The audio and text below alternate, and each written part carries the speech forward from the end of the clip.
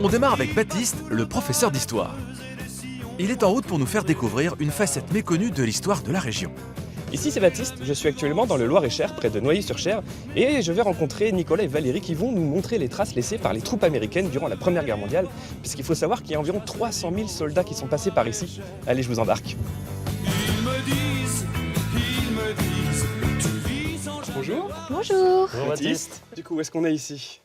Alors nous sommes à l'entrée de carrières de tuffeau qui ont été exploitées pendant très longtemps en carrière de pierre. Et elles ont la particularité d'avoir été occupées par les soldats américains qui sont venus se divertir pendant la Première Guerre mondiale. Ouais, mais comment on se divertit dans une grotte, enfin dans une carrière? Eh ben viens voir, je vais te montrer. Allez. Entre janvier 1918 et juillet 1919, le camp de Noilly-sur-Cher servait de base d'entraînement pour les soldats américains, avant qu'ils ne soient envoyés sur le front. Et ils ont laissé quelques traces de leur passage.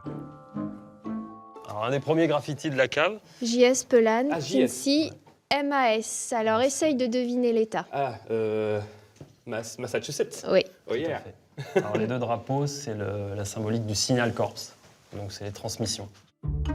Des centaines de signatures, des dessins et même des adresses sont gravées dans la pierre de tuffeau.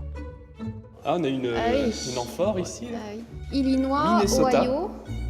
Oh. C'est marrant comme il a noirci Bien, pour oui. alterner. Valérie est Oui. animatrice de l'architecture et du patrimoine. Elle se passionne pour ces graffitis centenaires.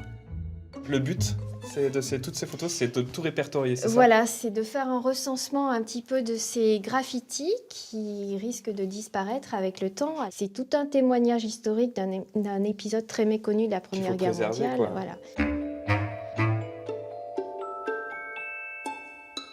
Dans le Loir-et-Cher, il y avait environ 300 000 soldats qui y sont passés. Et là, il y en avait combien qui sont passés par cette grotte, du coup?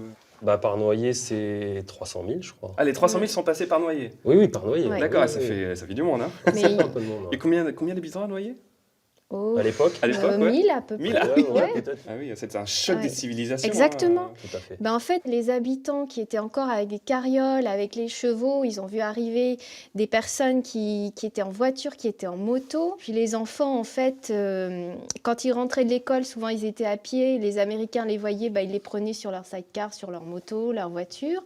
Ils leur donnaient des chewing-gums, des chocolats. Enfin, les enfants ont un excellent souvenir des S'il y a Américains. du chocolat à la clé, je pense que c'est un peu normal. Ah oui, oui. Petit accessoire. Voilà. J'ai même le petit chapeau. Ouais. Enfin, comment on appelle ça? Un calot. Je te laisse me le mettre. Alors maintenant, si tu veux, je t'invite à aller voir les graffitis qui sont dans les rues de Noyer. Et bah, c'est parti.